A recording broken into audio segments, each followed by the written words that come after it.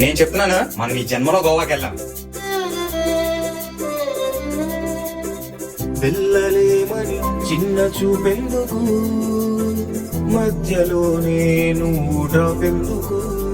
బిచులో చల్లగా, చేతిలో చిల్లుగా, అలలలా గుంటలే నడిచి వెళ్తుండగా, జన్మలో గోవాకి మనము వెళ్దామని మనసులో మాటని నీకు చెప్పకనే చెబుతాడు. తెలుగబ్బాయి తెలుగబ్బాయి పట్టుకోమన్నాడే నేను ఒక వెయ్యి. తెలుగబ్బాయి తెలుగబ్బాయి ట్రిప్పుకే వెళ్ళమాయి పదమోయి.